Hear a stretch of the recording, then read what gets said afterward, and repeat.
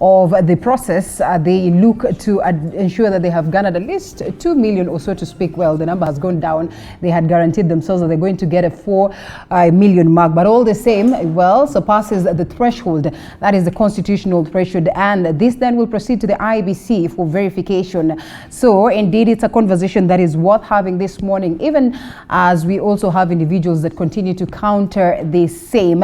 And we also take a look at much more that is happening. Of course, if at all we're going to have time in regards to ensuring that we have a conversation on what next on matters corridors of justice. Welcome on board. This is that segment where we delve deep into the current affairs and what it is that, of course, affects you wherever you are or across board. Importantly, we take that comprehensive look and we also get views of specialists. And like I said, it's a full house of activities. I'd love to introduce you to the panelists of the day. But first of all, I remind you that it's important that you're part and parcel of the conversation. Hashtag Morning Cafe at Linda_Lela TV47KE. The numbers to call running down on your screen. You can always call live and tell us what you feel about what it is that we'll be discussing, or generally what you feel about anything else that would be of importance to every other person. And also the SMS short code is running down on your screen. I'll be sampling some of your comments as we proceed with the broadcast. Importantly, to note that we value your feedback. So this morning, Alex Mwathi right next to me. Do I need always a pleasure. Always a pleasure. And actually that's your sport. Yes. In most cases where you're on set, that is your sport.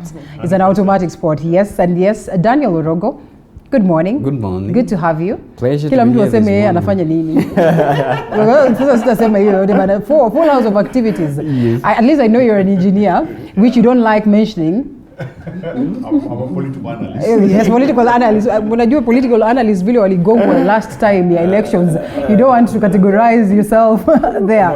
Because I'm not in it for money. They were worried about the people who collect some money so that they can speak on behalf of others. I'm not a mouthpiece of anyone. Had you started analyzing politics then, Daniel?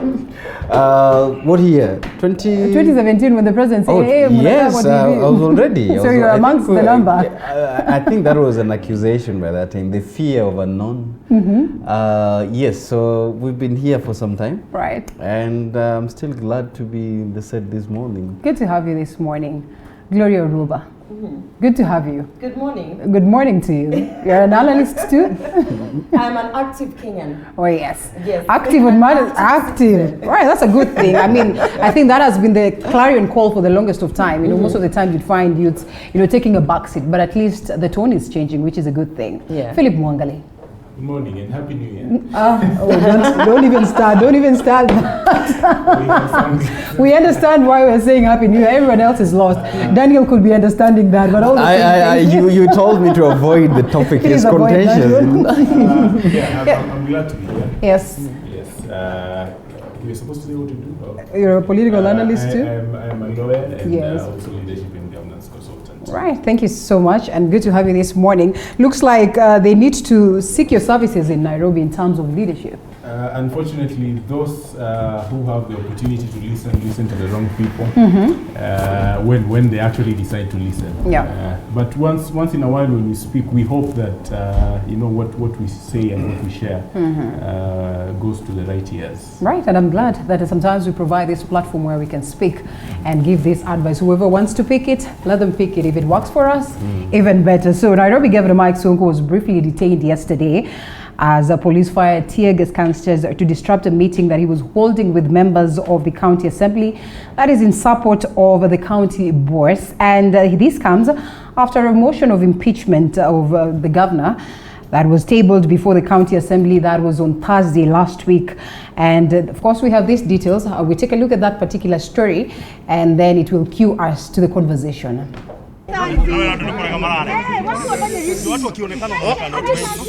No sooner had this meeting in Riverside here in Nairobi between Nairobi Governor Mike Sonko and Nairobi members of the county assembly allied to him began than it was stormed and disrupted by police officers, where Governor Sonko was arrested and the MCAs dispersed after tear gas canisters were thrown at them. Sonko is currently facing an impeachment motion that was tabled by Minority Leader Michael Ogada last week Thursday that has so far seen a total of 86 out of 122 MCAs append their signatures in support of the motion. However, MCAs allied to Governor Sonko allege that the signatures did not originate from them, adding that the plot to impeach the county boss is over his refusal to assent to the bill on the 37.5 billion shilling 2020-2021 budget. Sonko was briefly detained on Monday afternoon as police officers hurriedly dispersed the venue and the members of the county assembly. Nairobi County Police Operations Chief, however, says Governor Sonko was not arrested, but his officers only dispersed MCAs. Nanok Lauren, TV 47. Well, I don't know whether it is Sonko that we should discuss or it is the general governor's perspective of Nairobi. Alex. Is it the governance aspect of Nairobi or the whole country? Because when you look at the things that are happening in Uganda, Yes. where during this campaign period there's a lot of violence and of police violence to the citizens. You see Tanzania, they had an election that we took time to agree to discuss the last time we discussed it here. Because it was a difficult conversation because of what was happening there. When you see this happening now in Kenya, we're setting ourselves up for something that might not be very good for this country. Dispersing the elected leaders with tear gases and all that. It means that either the government are so excited about violence, or we have a leadership that doesn't understand order and what is required to be. In both cases, this country is what I say. I refer to some Nigerian writer saying that those that the gods want to destroy, they first make them mad. So you have a police, the system itself, because somebody must have sent the police to go to that venue that are mad. And then we have the leaders themselves that are not following protocol, whatever was required to be followed. And in either case, it looks like God would need to help us so that this country doesn't really collapse. And we are not special. We could collapse to the level of Somalia if we continue thinking that God lives in Nairobi. Wow, all right. And there you go. As we all would assume that God does not, well, he's in existence everywhere. Reality is that Nairobi, and I would want to assume this, I stand corrected, is second home to almost everyone who's on set today, this morning. So it is in our interest to see to it that Nairobi is stable. It is in the best of the interest of every other Kenyan to see to it that where it is that the national government sits, the capital city is stable. Are we headed to being stable? Because we're not as of now? Not at all. Once again, I think the issue of Nairobi has been brought to the table this morning. Is it political? Is it a legal issue? Is it an issue about integrity? Well, can I begin first of all to notify the voters of Nairobi that Mike Sonko was in the ballot alongside Peter Kenneth. It is important to state that. And the rest. Yes. And the voters opted, to elect Mike Sonko, the flamboyant.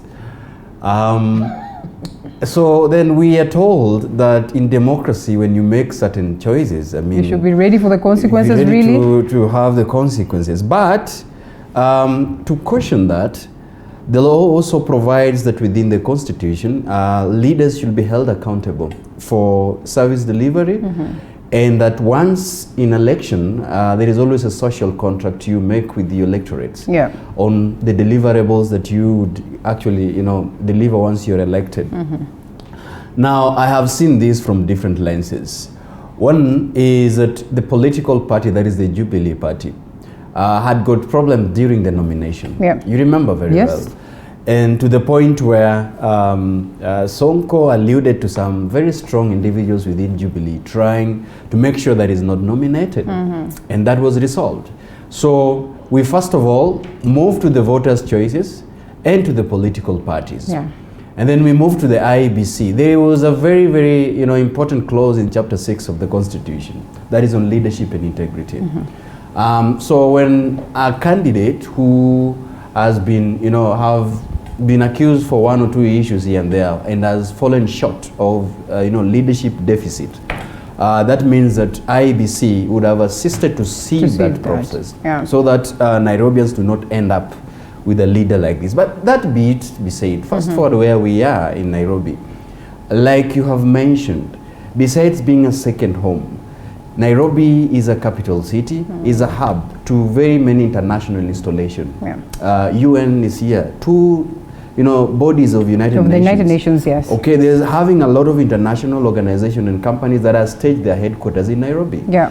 And so in the interest we have to secure the serenity of Nairobi, whatever may. So moving forward, I have seen some of the MCAs that are known to me, the likes of Millie Jagero, Anita and the rest. And you see last time Jubilee had actually called them to show cause. Yeah. And one of the things I would like, the way Mwangali talked about, is to advise Jubilee that first of all, I think to clean the house. And that doesn't mean, there should be a process within the party constitution on how to restore order within the party, using the party organs and disciplinary within the party organs. So the route in Nairobi has been given to us by the political party that is Jubilee in 2017 and has been promulgated by the voters of Nairobi. So then how do we come out of this mess? Nairobi requires that we clean it, not by, infusing the military in Nairobi. Though to some level, there is a perception that military requires discipline. Nairobi requires some level of discipline. I think that is within the conspiracy theories that we are having, right now. But whatever it is, true or false, I think we elected leaders on a democratic process. And if it's a matter of impeachment, it is important that it's taken to the House, and that should be follow the legal procedures without engaging into political horse trading. Clearance of candidates, or so to speak, you brought on board a very pertinent issue on the role of IEBC and technically the role of the common mwananchi as you go out there to cast that vote, the role of the political party at that point of the nominations. And it is interesting to note that complaints about Sonko started quite a while back, even before we got to that level, of the nominations and all that. Or not to say complaints, but people cast aspersions or doubts in regards to whether indeed he would be the best candidate for that particular position. But all the same, like he says, fast forward, we are here today. But just how much capability does the IEBC have, the common mwananchi, the party, in terms of getting leaders of integrity? If you look at all the leaders that were there, if we're supposed to start, cherry picking or even speaking about picking these individuals, would there be anyone who would stand? When you said complaints about Sonko started way earlier, when you ask someone what complaints are these? Yeah. Like, what exactly are you complaining about Sonko? Are you complaining about his appearance? Are you complaining about his personality? Are you complaining about the fact that he was a nobody and now he's a governor? What exactly are you complaining about? Because see, I've had the privilege of actually sitting and listening and going through the successes that Sonko has had. He has actually had some successes in government. And when you listen to his spokesperson, Ben Mulwa, yes, you will hear about the wins that they have had while in office. I think what is happening, to be honest, is that this country is actually cultivating a culture of intolerance towards the poor, intolerance towards those who are seen as nobodies, intolerance towards anyone who's not dynasty or has come from a background that is privileged. Because let me just give you an example. Look at the evictions that we had in Kariobangi during COVID. What was that about? Look at how we have treated the underserved communities and regions during this COVID pandemic.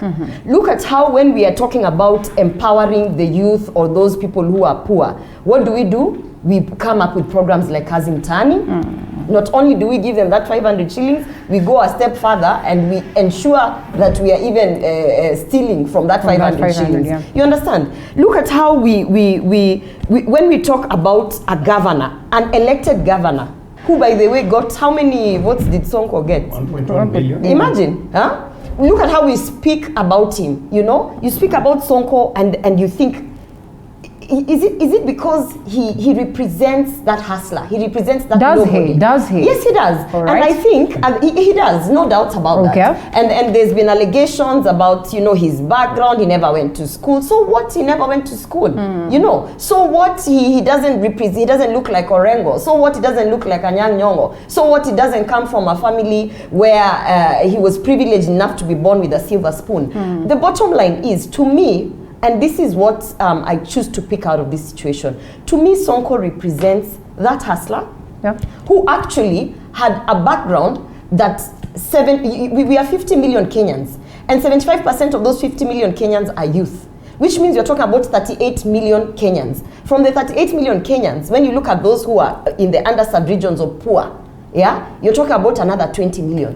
Sonko represents about 20 million Kenyans, their backgrounds, the challenges they go through, and for those 20 million Kenyans, when they see a person like him getting into office, getting elected, trying his best, even if you can say his capacity in terms of education is a little bit challenged, trying his best to have certain wins, that is what Kenyans, it's like an equivalent of the American dream. And I think it's about time we stopped this culture that actually says, if you're poor, it is a crime to be poor. The people believed much in Sonko, and so also did the Jubilee Party and all that, and they elected him in. So it was incumbent upon him to prove a point, to say that indeed it is not always what it is that you think about, well, the hustlers, what it is that you think about the people who come from nowhere, or so to speak. I think the problem here, or the point in question here, is not where Sonko comes from. It is technically whether he has managed to take Nairobi where we expected him to or not. What would you say about what it is that Gloria says, and generally Sonko's performance, and whether indeed he deserves what it is that is being served to him right now? Let me begin with that last statement. I don't think he deserves, that kind of treatment. Okay. Because one of the things that I would like to join issue with Mwathi is on the chain of command of the police. Because if in our current constitutional dispensation, we have a structure where the police, the Inspector General, should not receive direction from any other person apart from the DPP in specific circumstances, and the Cabinet Secretary in terms of policy. We are having a situation where the police are receiving political instructions. So that is unfortunate on that level. The other thing that is unfortunate is that the kind of leadership deficiency we find ourselves in, sort of the kind of morass we find ourselves in, makes it difficult to point out, specific issues, and especially with regard to Sonko. I do not agree with Gloria that Sonko represents, speaking for myself, he does not represent me. And you obviously are not from the dynasty. And again, if Sonko represents what is the equivalent of the American dream, then I think we should just keep dreaming, because we're not going to. Bringing that into reality will be very unfortunate for us. This is one of the things that was the mistake of Nairobi. And Dan has mentioned this, that we had the opportunity to sieve out individuals of certain character. While Gloria is mentioning that Sonko is challenged on academic and intellectual levels, I think he's challenged on so many fronts. And that has given us a display of so many things in Nairobi County. And the fact that you mentioned that this began a long time ago. There were issues of his character, whether he ran away from prison, what things to do with his character as a person. So my point of concern is Sonko as an individual, and not the kind of people who voted him in, because it is surprising that Nairobi has, if you compare Nairobi with very many other counties across this country, Nairobi has the greatest, I can say, the greatest number of intellectuals. Yes. People who are schooled. That is such a privilege. It's not. That is not true. That is not true. This is an assumption I'm making. Okay. Because A very bad assumption. It's an elitist assumption. Well, I meet people like Gloria, and I know they're intellectual. The intellectual. So All right. if they are representative of Nairobians, then that is the assumption I'm making. Okay. So if Nairobi has this kind of people, it is surprising that we have a result in the person of Sonko. Yeah. In terms of character. That is what I'm referring to. And Sonko has ridden on this populist agenda. He does some good deeds here and there, and he appears to be, the good guy, Santa Claus, if I may. And somehow we concentrate on those populist deeds and forget the character of the individual. Okay. If we were to really, judge Sonko by his character, he should not be anywhere close to leadership in this country. Alela, a reminder. Okay. Leadership is not about character. Leadership is about what people see in a person they want to elect. And politics, I keep saying, is three things. One, personality cult. You've got to create a cultic image of yourself where people appreciate to see you and to think that you're doing certain things. Number two, you must be good at propaganda. You must have a very good in propaganda. And number three, you must then seduce masses, a mass seduction. And all of us know that Mike Sonko, whatever you want to think of him, he's a king in creating a cult around himself. If you guys are not listening to him, he'll be on the road rolling and banging doors and all that. Then the propaganda machinery is huge. Where we have something called some amorphous group called Sonko Rescue that has ambulances, has water tankers, has all those sort of things. And those of us who know the Sonko Rescue team has nothing, completely nothing. Those things are hired and branded and all that. Which is very unfortunate. Number three, then the mass seduction in terms of people appreciating. The fact that the Nairobi people, 1.1 million people voted for Sonko, it means that 1.1 million majority of Nairobians enjoy that kind of thing, which means he represents the best in us. He's a representative for Nairobi, and if you don't like him, you like him. That is us in our thinking. We think like him, and that's why we elected him. We, the Nairobi. But I also want to put a point on the whole issue of the IBC and the character. Yes. IBC is not a court. IBC is not a moral soldier. IBC depends on documents presented to them. So if you went and said Sonko was ABCD, you've got to proof to that. Verification of the documents? Well, the ESCC is supposed to work with IBC. Bottom line is, I think that's if Nairobians have chosen a thug to be their leader, and nobody in Nairobi goes to show that this guy was convicted, it's not alleged, convicted, then that person will sail through and will become. If I may, Linda, allow Dan to come in. Let's just be fair. I think I agree with Mwangali has raised a very important, from a legal point of view, is that when you set a precedence of some issues in this country, and then they just catch up with us whether we like it or not. I opened my remarks by saying, Nairobians had actually accepted and voted him, Yes. And that through a democratic process. And that should actually never have been disputed unless there was an issue to show cause on that. But I asked myself, where has that landed Nairobi right now as we speak? Where has that choice has now landed, Nairobi? And so, first of all, let me say that the erosion of leadership and integrity chapter as we were headed towards election. And I think the parliament had actually thrown its importance out, and it has actually come back to haunt the leaders right now. Secondly, let me say this, that in regards to his leadership right now, all the processes that are engaged to me are a bit unconstitutional. I said last time in this set that the transfer of deeds from the governor to the director general was not constitutional.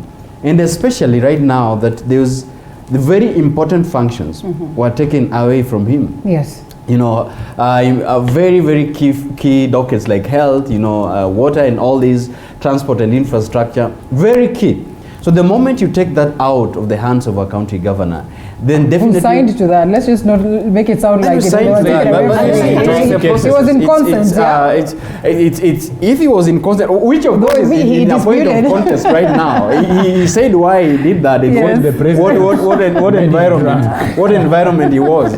So in other terms, what I'm saying is that, you know, regardless of what positions we are, what strings we are pulling, there's a bottom line that we have a constitution, we have, you know, the functions of the county as stipulated in the constitution. If that is betrayed for any cause, then there is a way that always catch up with the county or the region or the country as we speak. And I think that is our undoing right now. And that's a taste to devolution, so to speak.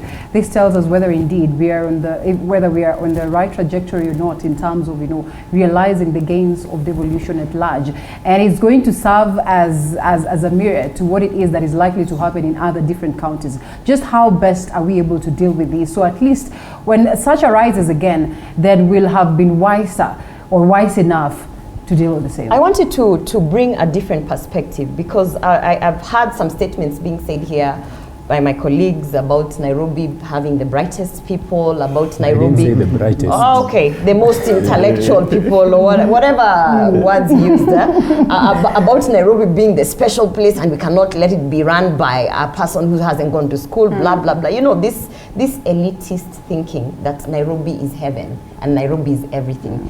I want to just give a different perspective here. You're talking about Governor Sonko having failed as a governor, having been the worst performing governor, if you can say. Okay. But let's look at Tharaka Nithi. Yeah? You go and really look at what Muthomi Njuki has actually done there as a governor and his character. Go and look at Okoth Obado in Migori County, his character and what his wins, if at all there are any wins. Go and look at this guy from Nyamira County. That is my neighbor county. I'm from Kisii County.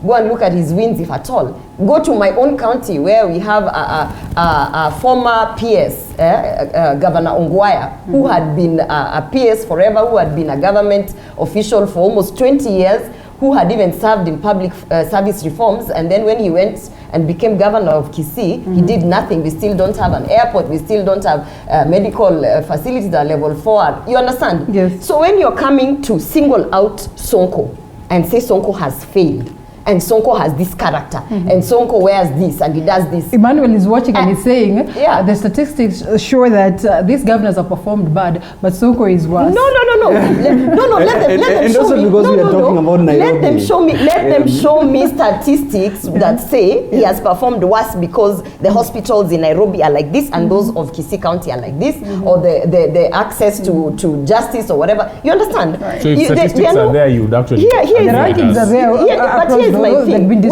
When you look at there are like 5 reviews of the 10 worst performing governors. Sonko doesn't feature in there. Yeah. He doesn't. Then but you have guys. No. You understand? You have guys who are just because they are quiet in their small. I mean, look at Garissa County. Look at that guy, Ali Korane. Go and look at what he's done. And this is a county that they are now pushing to get funds because they've been marginalized and this and that. But if they're even asked to just account for the funds that they have been given, they've been allocated, they cannot. Do you suppose that now the NMS coming in really has not done much in terms of... For me, first of all, NMS to me, if you ask me, is an illegality. Okay. Because if you ask me, I did not vote for Badi. I did not vote for him to be a governor. But now he's actually sitting and functioning as a governor. And if you ask me, if we are going to bring Badi to certain places where we think that these Ninis have failed, can we also look for another major general, another military person? Take them to Tharaka Nithi, take them to Garissa. Okay. Can they please take them to Kisii County? Because that is also a very failed, our governor there has failed, absolutely failed. Wow. So at the end of the day, if you're going to start focusing on, this person, and women have actually fell victim to this. When you walk into a room and they say, Angalia venye amevaa, we see leader, we see this, because that is what people are focusing on, just because Sonko walks around in jungle. You understand? Yes, let us be sincere. No, let us be sincere. Gloria has a way of twisting the discussion. Let us be sincere. When I hear guys saying Sonko has failed, please come and tell me Sonko has failed. How? Because I live here and here in Nairobi County, and this has not, these are the services I was expecting from him. And when I look at that county over there, which is my neighbor Kiambu County, where Waititu was impeached, and whoever came in, you see them, they are shining, they are prospering. You understand? Mwangali, answer Gloria on that. Tell us whether indeed you feel like Sonko has not done this and this and this and why. I began by saying that we find ourselves in a very bad place as a country, where we have people who are occupying positions, elective positions, and they have nothing to show in terms of leadership. And when you're talking about Sonko, we are not talking about him as a specimen of other, other counties. Right. We are discussing him because this is what is happening in Nairobi. That is one. Two, when we're talking about development in the county of Nairobi, we can't compare it with any other place. I think we have to isolate Nairobi and talk about Nairobi for on its own merits. And if we were to look at development in terms of healthcare, in terms of all the functions that were allocated to counties, I think Nairobi is doing very badly. And I don't have to say that Nairobi does not receive water, there's scarcity of water across Nairobi when we should not be having such a situation. We have very poor roads where the county needs to have done roads. We have health care services that are not proper. I don't need to list all those things for us to believe that Sonko has failed in doing those things. And Mwathi mentioned our reality. It is unfortunate that we elect thugs, thieves, and all those kinds of people into office. It is unfortunate, but that is our reality. And we must address that going forward, because I don't think if we are charting a prosperous course as a country, we need to continue that way. I think we need to change that. The other bit that I find unfortunate, and Gloria has mentioned, Sonko's dressing. It's not about his dressing. Really? It's not about his academics.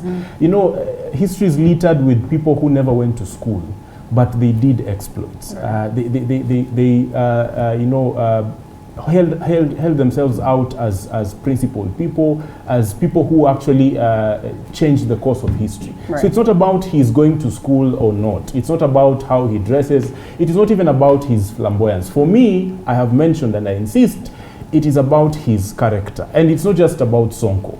It is the character of the leaders we elect into office. The other bit that I also want to address is how we have politicized the management of Nairobi County. Right. Sonko was facing impeachment at some point.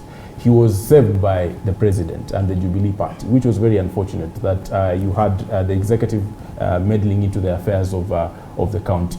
So if the MCAs had wanted to impeach Sonko, they could not because there were interventions, whether those interventions were monetary or otherwise, there were interventions. And right now, his impeachment, in as much as, in my opinion, I believe he should have been impeached earlier on, his impeachment is a politically driven process. For this reason, that there are those who believe that NMS should be running Nairobi County fully. And I agree with Gloria that NMS should not have taken over the services of Nairobi, because under the Constitution, a governor can only give some functions to the national government if those functions would otherwise be effectively performed by that level of government being handed over to. These functions that were handed over to the national government can be effectively performed by the Nairobi County if Nairobi County had a leader who was very thoughtful one. Do you suppose that there's no deputy governor was a target from the word go? Absolutely. He was the target because, as I said, in this country, it is a crime to be poor, it is a crime to be a nobody, Is Sonko poor? He He was the target, and I say this with such conviction because when you see the people who are fighting to get him impeached. By the way, yesterday when he gathered his MCAs and they were tear gassed, and we'll talk about that later. How many MCAs did you see sitting there? Those are, and as I was reminded this week, those are people who represent, those are elected leaders who represent people. And they were sitting there saying we support Sonko. The same ones who have been paid over time not to impeach. Linda, I think I said that, you see, there is a process through which a leader finds, his way or her way through the parliament or being elected. And there are processes, party nominations, after election, and all these things. If Jubilee Party, and this is where I always fault our political parties, but in the beginning, during the party primaries, and I think Jubilee could have saved through that process and have somebody who they felt would have carried through the agenda of the party and could have delivered to the Nairobi. They tried. They tried, and I don't know how that fails with the Jubilee Party machinery and the structure. And we landed in and have everybody voted. Like he's mentioned, 1.55. I think people, that means it's a cross. Yes. It's not only Jubilee adherents, there are other people who voted who are not necessarily members of Jubilee. Yeah. But again, we are at a situation where there is a concoction, a number of things that are mixing up. When I was reading through why somebody was trying to justify why the impeachment might go through, I think the reasons that they were giving, first of all, that his ouster is being sanctioned from State House, okay? And second, and this time it could be real. And secondly, for the fact that, he's fallen out with a number of leaders and his position on BBI. So for me, and I agree with what Bwangale talked about, if we are having a leader who actually should be, delivered to the county residents, first of all, the composition of the Nairobi City County Assembly is enough to hold the leader accountable. And that is their function, by the way, is to provide checks and balances amongst even the CEC, who is led by the who is appointed by the governor. So for us, as people who are in Nairobi, what we really envision, could we have had what we want to see is a strong members of county assembly who are able even to question from a point of knowledge, not really being handled by political issue that we mentioned. If that fails, then it narrows down again. Did we as citizens of Nairobi, even elected members of county assembly who are merit-based, now that is one thing I'd want Gloria to answer in regards to what it is. So at the end of the day, we let's allow you to come in. Let me ask this question. I'm with people who are younger than me. Yes. So I don't look like I'm shouting. So respect the age and give me time. All right, let me ask this, Mwathi, as you also come in and also react to what it is that the rest of the people have said.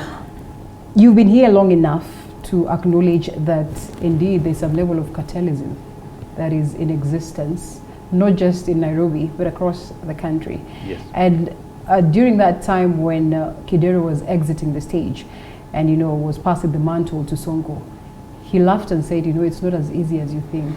Because Sonko was chest thumping, saying that, what, you failed and I'm here to clean your mess. The rhetoric that comes from politicians are not meant to be followed. But reality is that they're not like KPIs that Gloria would have in whatever she does. These are rhetorical statements to show that I'm here, I'm powerful, I'm the one in charge. Right. But as soon as that statement is made, they forget it.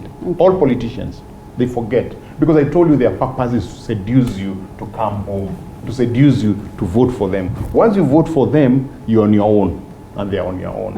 And what for me, I keep struggling with is, this country is 70, and Gloria alluded to that, 75% youth. And we define youth as 35 and below.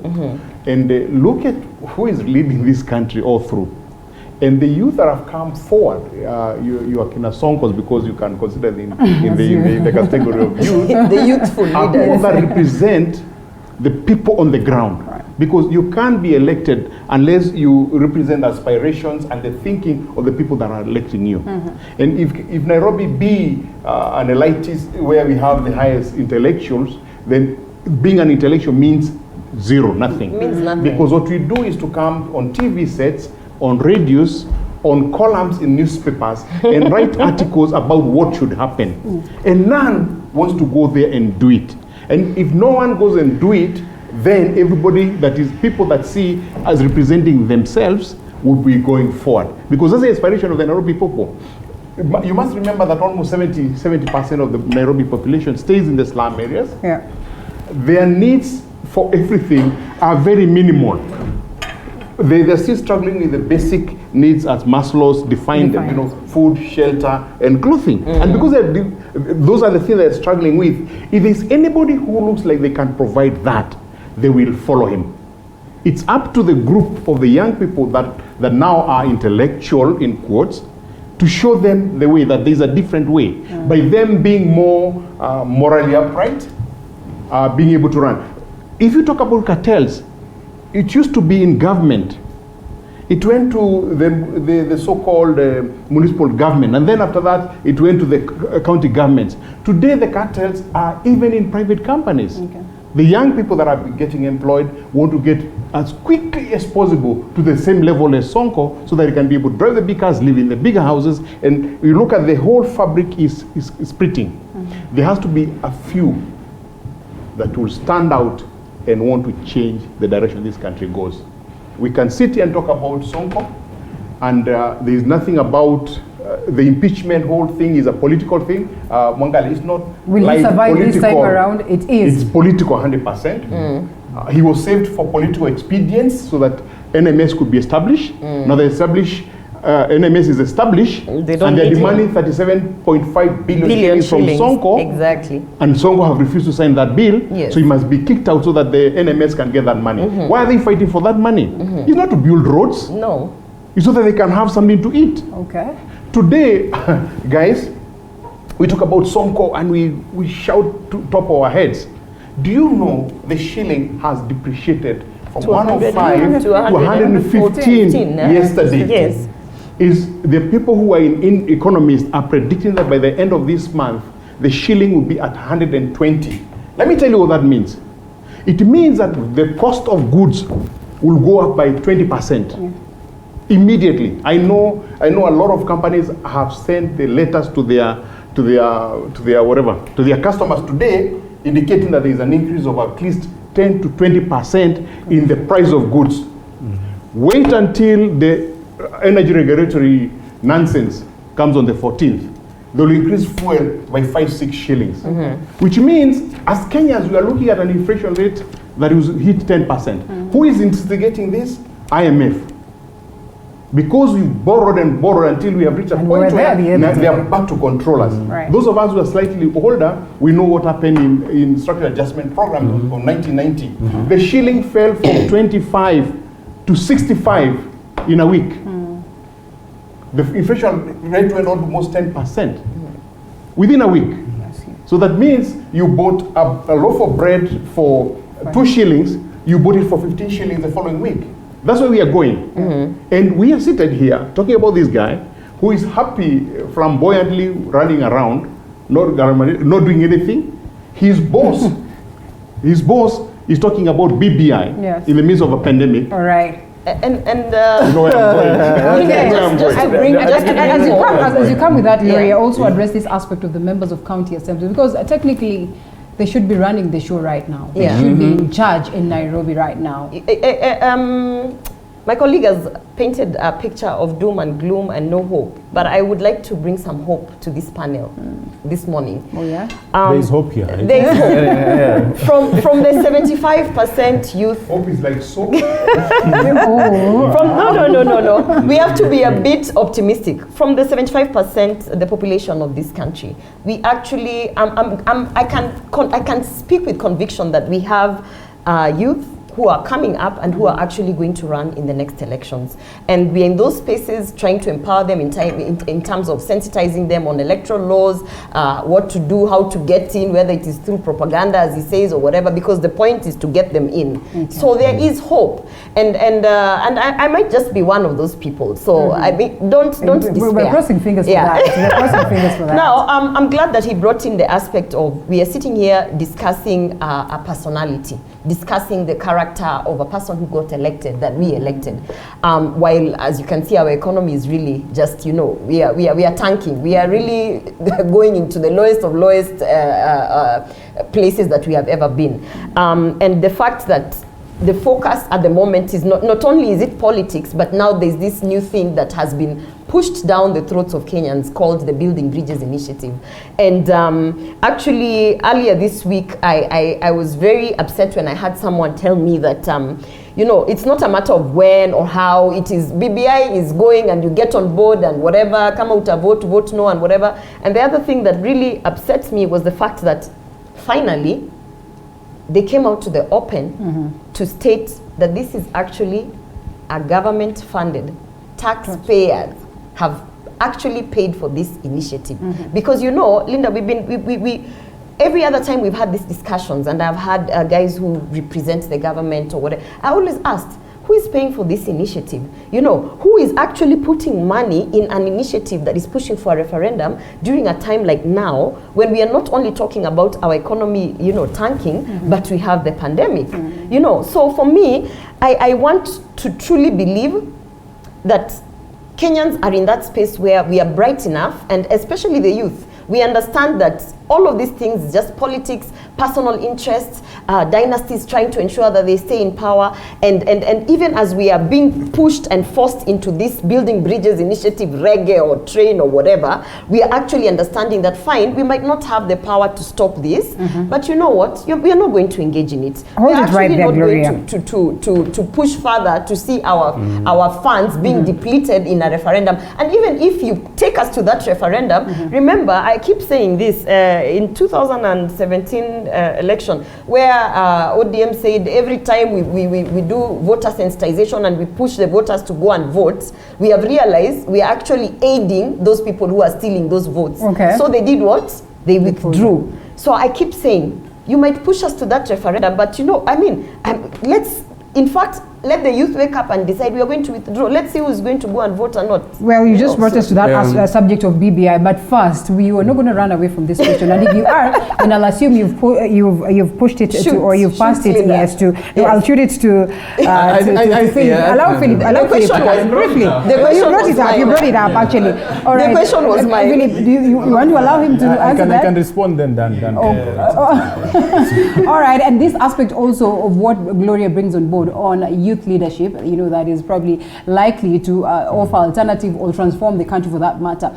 And we're looking at the youths that we have at the helm right now, and we question whether indeed they've done enough to, you know, give us the confidence that indeed we can invest on more youths. I'll handle that and the MCA issues. If you ask anyone for advice, anyone who knows Nairobi politics well, if you wanted to run for office in Nairobi, they will tell you you must either be a hooligan or be known to a hooligan, or, you know, have some connections with hooliganism, because it seems that you cannot get into office without being a hooligan in Nairobi, and that is unfortunate. I began by saying that Nairobi, I have faith in Nairobians, that Nairobians are fairly intellectual people. I do not understand why Nairobians elect these kinds of leaders, but that is the hope I have in Nairobians. Yeah. But if we were to look at the performance of MCAs, and again across the country, I have mentioned before that we have a lack of capacity in our county assemblies. But when we talk about Nairobi specifically, the MCAs were there when the deed of transfer was being signed. They have been there all along for Sonko's term in office. They were there during Kidero's time, when Kidero was fleecing Nairobi dry. So I think it's a big problem. It's not just about, you know, specific individuals. We have a network a network of problems in this country. And we cannot just, zero down on specific MCS. But when we have the opportunity to point out specific people, we will take that opportunity and point out. That is one. Two, I have mentioned before that there are some youth that think that the only qualification they should get to get into office is being young. And that is unfortunate. If you have nothing else to offer apart from your age, and apart from the fact that you came after the elders who were in office, then that is unfortunate on many fronts. You've mentioned people who are already, young people already occupying certain offices and positions in this country, and they have nothing to show. Apart from saying we are young, the government has given young people an opportunity, and it is unfortunate. And if there are people who, and I know a few individuals, young people, young in the constitutional definition, 35 and under, who want to get into office, right. And I know for a fact that these people are empty. But they are riding on the fact that they are young, and Gloria has mentioned that a large population of this country is youthful, and so they will come and say vijana tunahitaji kupewa nafasi, vijana ni wakati wa kufanya whatever and whatever. If the young person who wants to get into office is a younger version of their manipulative elders, of their corrupt elders, of the people that we want to get out of the way, there will be no change. We are better off with the oldies. All right, Dan, before you come in, Mwathi needs to exit the stage. So allow him to say something brief about the BBI as we allow him. Or you're going to stay longer? No.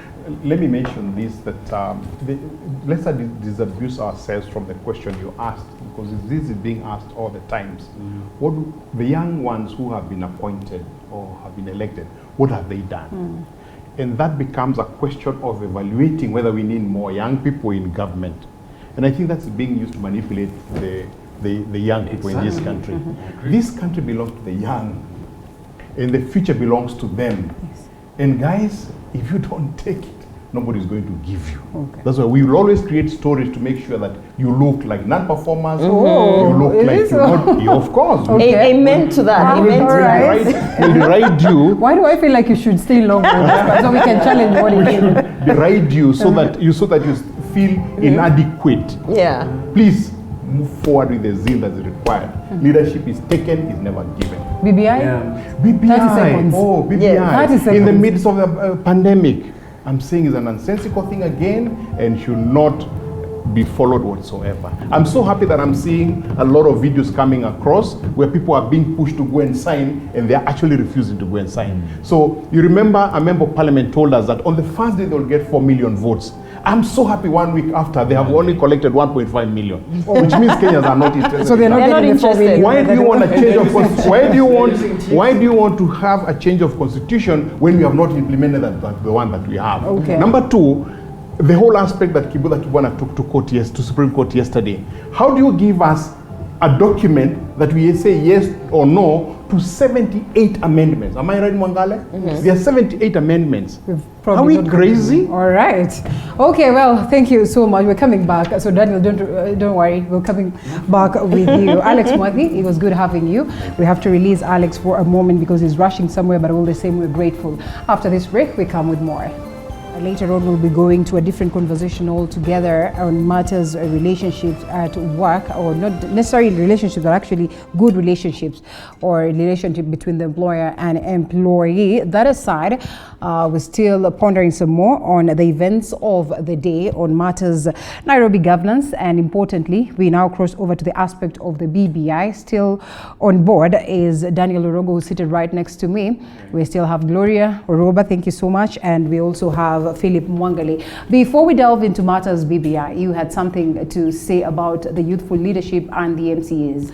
I actually wanted just to echo that from the experience of what I've seen in political engagement, we as young people, age is not only factor, that you think you can ride on. In effect, there are a number of young people at your age. So one of the issues that I've advocated for, youthful leadership is, would we, front our ideas with much of experience. And of course, the issue of experience is also becoming a contentious issue because, like Mwathia said, that is the card that somebody will always pull at you with the experience. But young people and youthful leaders who embody alternative leadership. One of the things that I have learned is you must be content oriented. Act from a point of knowledge, because then the positions you are poised to serve requires you to have some level of of knowledge. And this is what we've seen in, I still go back to the members of county assembly, because my presumption is that these members of county assembly are the relatively young people who, in one way or the other, from what they have done in their community and with the level of trust, they are elected into this position. Now, their delivery has been of question, especially now if they meet the merits of what they were chosen for to deliver. So for me, I think moving forward is, I have seen, and I don't know whether that is the correct amendment of the BBI, that last time we were in this set, where education was one of the qualifications, that was brought in for the members of county assembly. I don't know whether that is still retains or is still there, but for that reason, we agreed, unanimously in the set that education might not really be one of the issues that could be conferred, but I think it's important for one to have some level of education, and the deficit of it is what we are seeing. Members of county assembly who cannot even debate on county issues, people who do not even know exactly what a strategic plan for a county is, or what physical strategy paper is. These are what is expected of them, that these are issues that you really need to debate on the floor of the county assembly, and that requires you to have some minimum level of education. Right. Yeah, I think on that, yes, we need education, but our concentration has been on schooling. And even when we are talking about degrees, we are concentrating on the fact that somebody has gone through that process and has come out with a degree certificate. We are not really worried about the content. You might be a degree holder, but you do not have the degree with you in terms of content. So if we concentrate on schooling, you would have an issue. And that is why we have people who are schooled in office, and yet they have no education, or very little education. Yes. Probably what informed that talk of us changing the curriculum, because it looked like, yes, we are dishing out people into the market and they're not ready for the same. But that aside, BBI, anti-BBI. I know you're going to ask me about Ruto's about time. Before we even get to that, we have a lot of developments in regards to the same. Looks like it's getting the endorsement. The signatures are here, 1 point something, the threshold has been hit. Well, that is, if we're told the IEBC will verify and say confidently that indeed such is it, but we probably would say 1.5, maybe the 5 could not sail through, but 1 for sure would. I keep saying it's easy to tick all the boxes in any process. You can always find a way to tick the boxes. Just as you said with education, even if they come and they say that all the MCAs and who, including the chiefs, must have a degree, those people who want to get in will tick those boxes. So as we are saying now with BBI, yes, there is a threshold. Yes, they are going to follow the process. They'll even go to, they'll take it to the MCs. They'll tick all the boxes because their intention really was never about uniting people. This was really never about building bridges, you understand? And so finally, I'm actually glad that they're pushing through, and every other day that something comes out, their intention is actually clear. Remember, at the beginning, they said because of the handshake, there has been a lot of divisive politics. There's been a lot of, we want to create this culture of national cohesion. We want to ensure that, come 2022 and future elections, we are not getting into the post-election violence scenario. We want to deal with historical injustices. They really sold it like, let's come together and sing Kumbaya and, be one and be Kenyan and just, let's prosper. And in the end, at the beginning, I was actually buying into it, which is the reason why I was pushing to have the youth being represented in the task force that was there, the 14-member task force. Because I actually thought, okay, if this is about coming together and singing Kumbaya and ensuring that we are not going to have any more violence in future elections, I want to be part of that.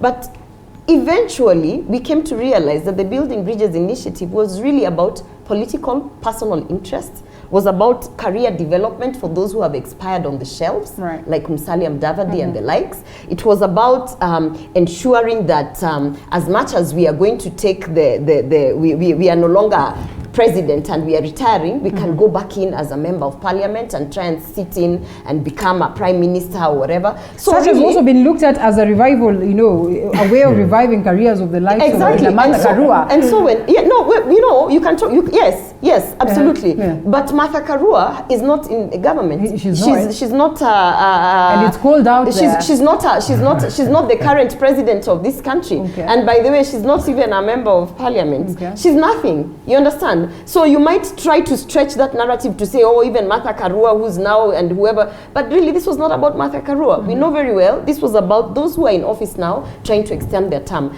And that is the reason why when all these constituencies of people, the people with disability, the religious leaders, the youth, whoever that have come out to say we would like certain things added, and they're being told the door has been shut.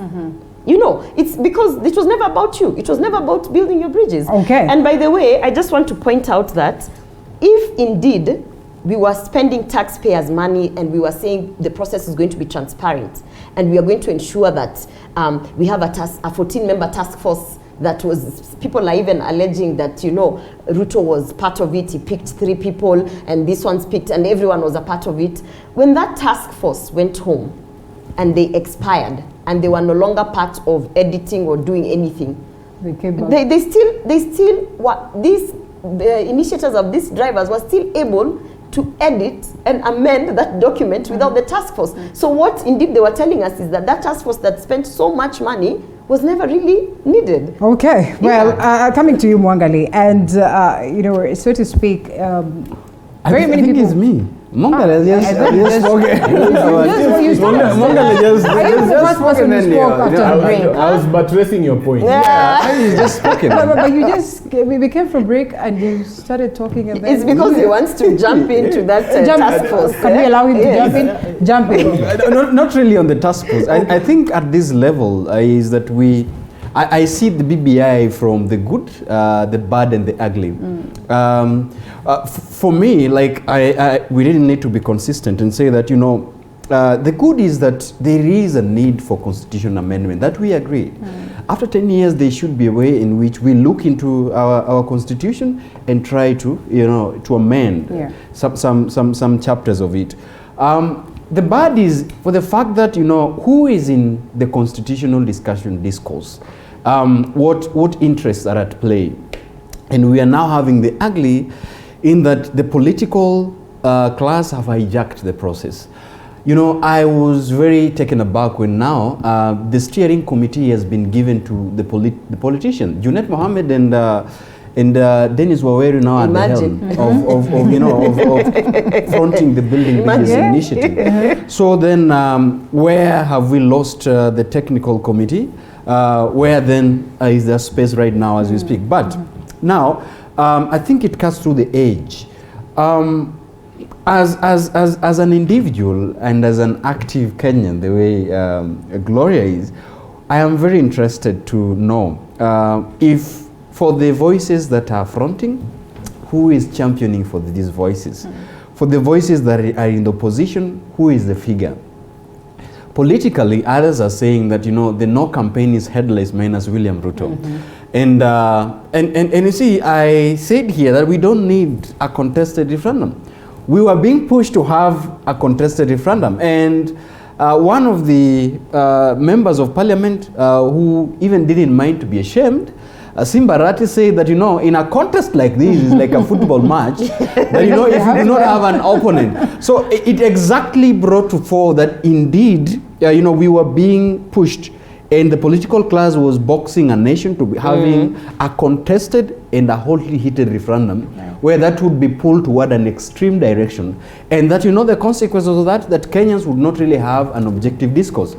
Now, for the members of the so-called critical voices that have come in, you know, the religious leaders, the Catholic Church as it is, And you know, the followership of the Catholic Church should not really be underestimated. Yeah. Supreme, SUPKEM has come in to provide some critical voices. Kivuta Kibwana has sought opinion of the, advisory of the Supreme Court. Indeed, the very fundamental question. Yeah. At this level, if there is anybody interested outside there who is still telling us that there will not be amendment to this, or there will not be a discussion towards, BBI, a consensus document. I mean, it's outrightly crazy. I would call that, a high level of political negligence that we could have. So, as an individual, I have my reservations about, Building Bridges Initiative, this document, and I still hold to my view. If you cannot provide for amendment of a report that informs the amendment of a referendum, then I think you've informed and outboxed us as Kenyans that you've already taken a direction. And it bequeaths us as a nation and critical masses as Kenyans also to take a direction. Do you suppose then that the masses will take this direction, because Ruto seems to be making an about turn, and now it is a headless no campaign? But equally, the civil society, the human rights are out here and they're speaking volumes. We're talking about the Linda Katiba that we've seen lately, and indeed they're out there pushing the no campaign. First, I was glad that there was that kind of change of heart, if you may call it, on Ruto's side. Okay. Because when most of us were speaking against this BBI process, we were labeled Tanga and so I think now we can move forward. Gloria can relate. I can relate. Yeah. With a lot of freedom. Yeah. But that said, we have tied the legitimacy of the law and of the constitution to what I would call political palatability. So that if it is palatable to the politician, then it is legitimate. And I think we have had, when you look at the discussions we've had around BBI, it has been centered around politicians. So if politician A is okay with this, then it means that this process is okay. Yeah. I've been clear from the onset that BBI was never about the country. It was never about uniting the country. It was never about bringing peace to the country. Yeah. This was a political and money affair between two individuals or two factions that were driving that agenda. The fact that now it has been turned into a national discourse. Yep. It is good that we're discussing these things, discussions around government and around the things that are being proposed as changes. But again, I do not believe that we need to make far-reaching amendments to the Constitution as we are proposing to do right now, because we have not even assessed the current Constitution. We have not determined whether these parts that we are seeking to amend have actually worked, and if they have not... Isn't it obvious, from the time that we promulgated it, that there's been so much of lacuna in this constitution, there's been so much of loopholes that really needed to be sealed? If there have been lacunas, then they have been very limited, and they're not around the things that we are proposing to amend. Right now. Yeah, and that is what I'm saying. We should have conducted a thorough audit of the 2010 constitution as it was and as it is. Only then should we have come to a conclusion on what things to change. And right now we are talking about a popular initiative referendum. When the Constitution talks about popular initiative and the different levels of amendment, the popular initiative needs to come from the people. It is a preserve of the populace. Okay. It is not a preserve of the state or politicians. And if you are to interrogate what amounts to a popular initiative referendum, then you must look at the seat of the proposal, of the proposition in this case. And the seat of the proposition around this amendment is not the people. It is the politicians, people we elected into office who came up with these proposals. Yeah. So that does away with the popular initiative agenda.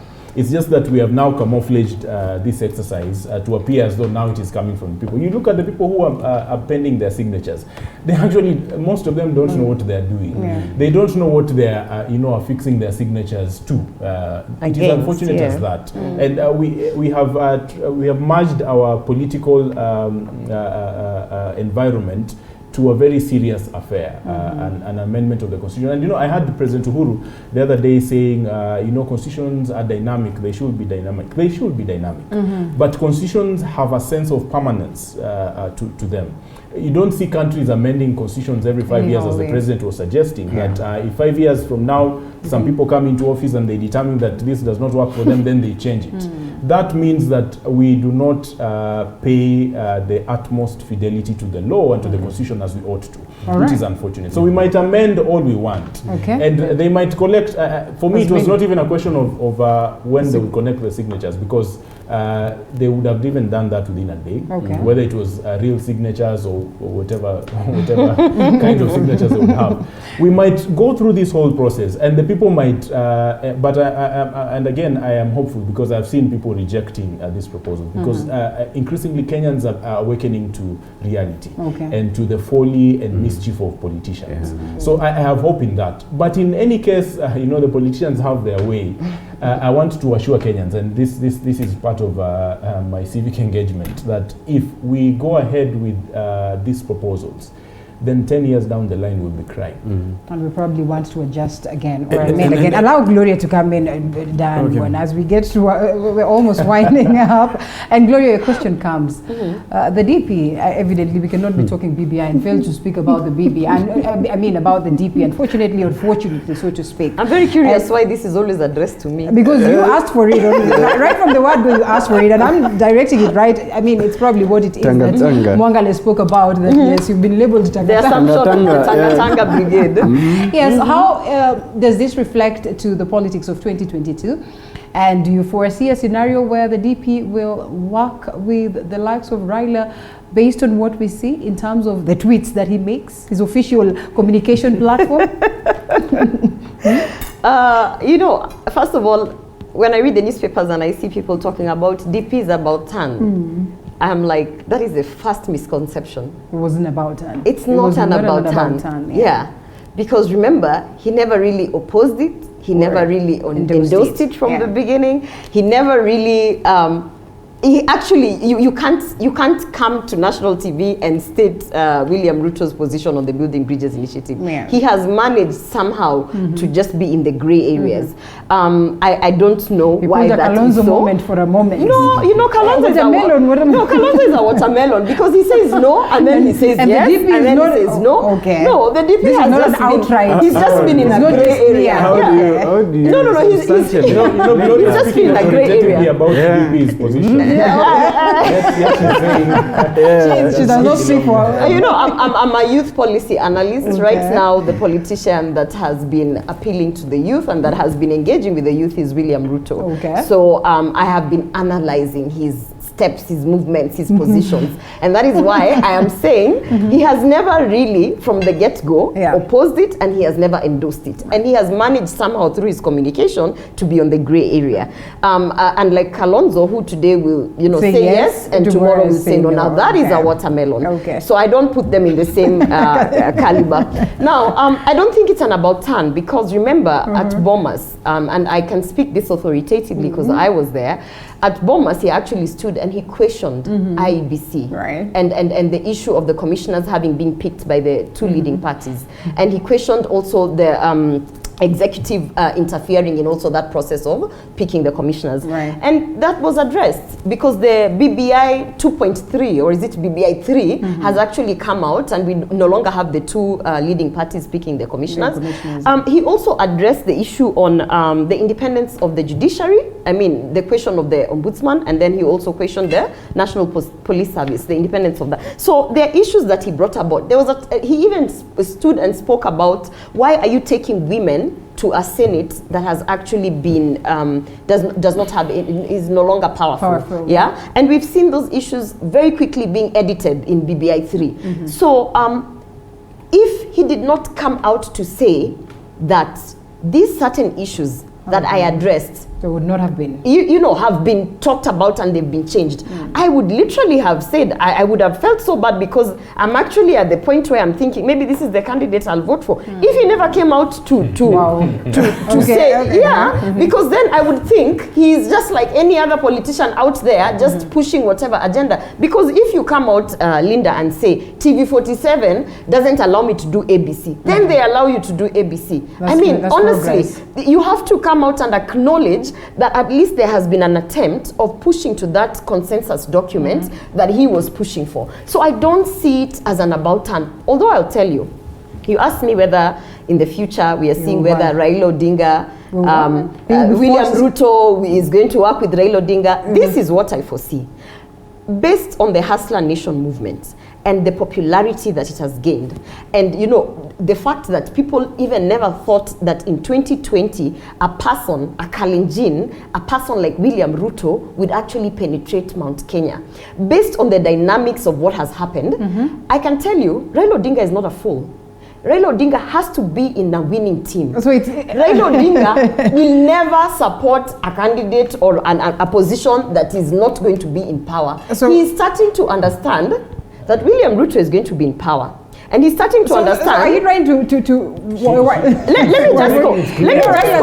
me just complete. Remember, Raila told Ruto that you will need me. No. It's actually the other way around. Okay. Raila Odinga understands that he needs to be in government and he needs to be in power. And he understands that Ruto is going to be in power. That's a whole new conversation. He's starting to warm up to the idea that this is indeed the next president-elect of this country. We actually in 30 seconds, why would you give us 30 seconds? Okay, and Gloria has taken, you know, when I had insisted, you know, that the political waves right now, as it comes to 2020, actually this is a launch. The country is in an election mode. The moment we launched BBI, we set the country towards an election mode. Yeah. So before I come to, allow me to briefly touch on, you know, the effects of this BBI. Yeah. The policy issues, the administrative issues that have been proposed, actually point towards, you know, altering the structure of some very independent institutions, judiciary, IEBC, and the rest. The timeline could be very short. The 70 constituencies that have been proposed, actually this is the work of IEBC. Now, the functioning of IEBC is still into question with the number of commissioners, with the secretariat and all these things. Yeah. We are yet to see if that is going to take place. Now, we say, and I said very well that William Ruto is playing, you know, is playing a real politics in this issue. And I agree with Gloria because he never took any position. You know, he's been asking for consensus. Yeah. And you see, for me, I would say that it's not done because, you know, he popped in few amendments. Some have been taken care of, some has not been taken care of. And he has not said whether he's supporting or not. Yeah. Remember what Raila said, that this is a guy who, until he amends his signature that he has supported, that is only when they can be very sure that he's in the train. Yes. He could actually say that, you know, some of these amendments are not been factored, and as Kenyans want me to lead the no, you know, what could be a deterrence factor to deter William Ruto from leading law campaign. So I think the intrigues of 2022, the political 2022 march of succession, is that there are interests at play. There is no permanent friend in politics or permanent enemy. There are interests here. If the interest of William Ruto and Raila converges, then I think nothing stops them from having, you know, a coalition for 2022. All right. Allow me to wind it up at that because time is not on our side. Mwangali, I'll get to see you some other time. Thank you so much, Daniel Orogo, Gloria Orwoba, and Philip Mwangali. We get to see you some other time, even as we continue to discuss matters of importance for the nation. After this break, we come back with much more.